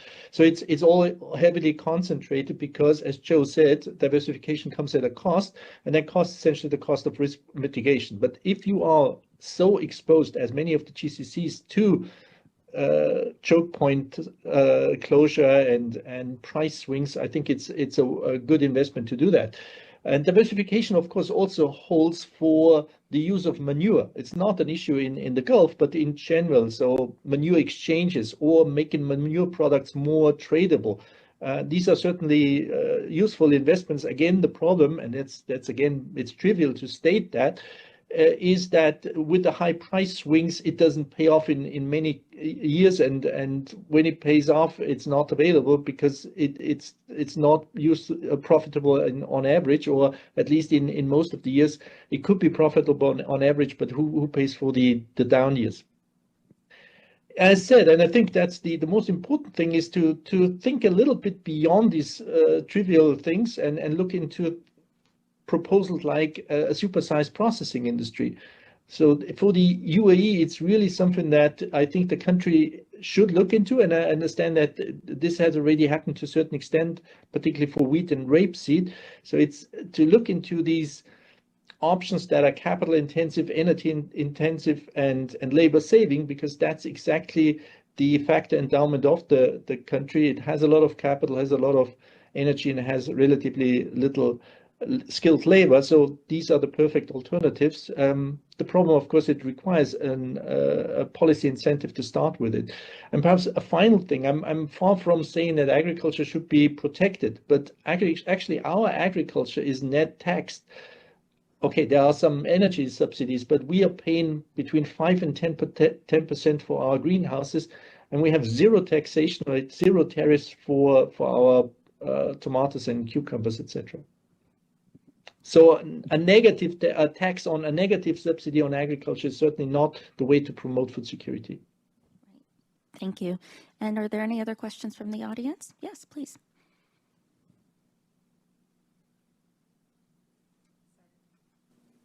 Okay. Just curious if there was any reflections on how changes in migration and displacement patterns might be changing demand for these inputs, or the availability of labor in order to apply inputs, and just sort of what are your predictions coming ahead for changes in migratory patterns and displacement, and how that might affect the picture further? Sure. Sure. We can take both questions. Sure. Yes, I have a question, sort of some of the things that have been raised earlier. A big question on sort of trying to understand what the knock-on effects of the higher fuel and fertilizer prices are going to be, is understanding what is ultimately going to be the impact on production of these higher fertilizer prices. And that depends on how this affects farmers' decisions to use fertilizer, and how this affects also the yield responsiveness of fertilizer. And so, James, I just wanted to ask, sort of, what are you seeing from the models? Like, how sensitive are the results to the assumptions that you're making on this? And can we say anything about what we're seeing in that space, and also what policy interventions can maybe sort of mitigate some of those effects? Thank you. All right, so James, I think we'll start with you on that question, then we'll go to migration impact. Okay, sure. Yeah, so I mean, in our model, we basically have a three-step process for working out what it is. So what the impacts will be on, say, crop yields. So we're looking at, obviously, by how much are prices rising, and what is the price elasticity of demand. And it's generally relatively low in many of the countries where we're working, because this is an essential good for many of the farmers. But what's also very low is fertilizer use overall by crop. And so even if you've got higher prices and declining demand for fertilizer, many of these low-income countries where we are focused, they're not using a lot of fertilizer to begin with. And so the transmission effect is relatively small. You won't remember, but in my presentation, we had Vietnam, one of the worst affected countries of the ones that I was showing. And that's because fertilizer use by crop is very high in that country. And so it does have quite a bigger impact. And then on the impacts of crop yields, fertilizer on its own, so this just makes it a little bit more complicated, but fertilizer on its own isn't as effective as when it is combined with improved seeds and other technologies, the bundling effect. We try and take some of these into account, and so we are perhaps a little bit more, actually, I don't even want to say if we're conservative, but I think one of the things that we learned coming out of the Ukraine crisis was that we actually don't have a good global database that is actually ready to use on each of these different stages, whether it's how responsive are farmers to prices, how responsive are yields to fertilizer use. What we really need to do, thinking about how we prepare for the future, is start to assemble the information, think ahead, anticipate these crises, and start building a knowledge base that is ready to be used when the crisis happens. And then just quickly on the migration, I don't know if that answers your question. On the migration, I don't know anything right now about what's happening, but we definitely saw during COVID that, I think they call it rustification instead of urbanization, when people moved back to the rural areas. And it was substantial, particularly in countries like India. And so there was an oversupply of labor, which helped maintain the agricultural sector and made, exactly as we heard earlier, allowed the agricultural sector to be a bit of a buffer, a national safety net in a way, for countries like India. And I think, I don't know if we're going to see that level of displacement outside of the Middle East, but maybe it's happening at the margin. And if COVID was anything to go by, it does play a role in keeping agricultural production up. Thanks. Yeah, and coupled with that, a little less remunerations, and those are the other things in getting into your demand side. I think those can be potentially strong. And again, the problem is, it's very easy to talk about a crisis at the beginning because we're essentially drawing on historical, here's what's gone on over the last few months, here's what we know, blah, blah, blah. Monitoring this in real time is very difficult, and particularly for, I mean, most of my work has been with global grain and oilseed markets. So, you know, thankfully, there's a lot of companies that monitor maritime trade, so we can kind of get some idea. But this gets very difficult with fertilizer. It gets very difficult, frankly, with container trade as well. I mean, bulk trade we do pretty well, but containers less so. So rice is a very big problem. Yeah, I'll stop there. Great. I know we are at 11 o'clock, so I want to thank our panelists for such an interesting and detailed discussion. So please thank you for joining us both in present and remotely. And I'd like to invite back up to the stage for a few closing remarks, Johan.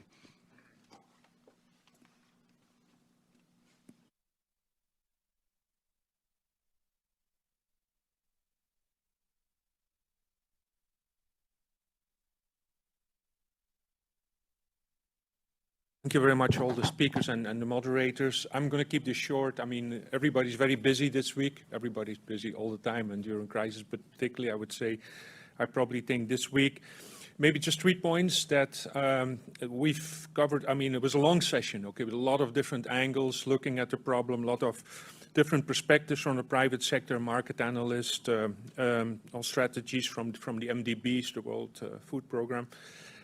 So I think maybe 3 points. One is that almost everybody emphasized the need to combine short-term responses with longer-term investments, okay? And not just focus on the short-term only. And so this basically applies to the supply side, to the traders, to Social Security. I mean, several people made this point from Asian Development Bank, the World Bank, and WFP especially. And I think it also applies to our work, right? And I think the points has been made, Purnima in our question also, how do we invest in the knowledge infrastructure? And I think the point just made by Joe and James also referred to that. Do we have the data ready for the next crisis? And the second point is on the resilience approach. Okay, I think there one can think a little bit of it as a matrix. So you have, on the one hand, you have to think about anticipation of crises, of preparing for it when you think it's happening, and then the response when it's actually taking place. And there are things like investments in information, infrastructure, insurance, crucial, and access to finance was mentioned by many people as well. So it's the combination of all this which has to be part. And what's really important is really to look at it from a value chain perspective, okay? So the fertilizer is really on the input side of the food system, but all the way from the farms, food processors, the traders, the retail sector, and the consumers, of course, in terms of, for example, the social safety nets, which have been emphasized. Then my last point, and this I think was very well illustrated by the last discussion on the panel here, relates to the cost of an alternative system, okay? And I think one can look at it in two ways, or maybe there's different not just ways of looking at, but just different aspects on it. One is like a trade-off between the lower risk of a diversified system and the higher cost of it, okay, at the current time. And so there could be a trade-off. On the other hand, it may be that this alternative system requires an investment and is actually cost-effective in the longer term.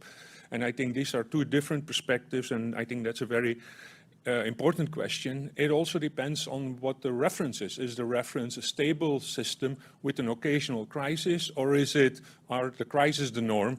And therefore, this will balance the cost benefit, I think, of these different system and different investments thing. And maybe we have a mixture, okay, that basically there's times of stability and there's times of crisis of volatility, as was well illustrated with Joe's slide, which I started off the session with today. So I think these are really important things to take into account, but it certainly affects the investment calculations, I think, for taking things forward. Okay, with that, let me end here. Thank you so much for all being with us here in the room and online. And thanks so much for the organizers, for the people who were here to speak and enlighten us on this issue. And I wish you a very successful rest of the day, rest of the week. And thanks very much.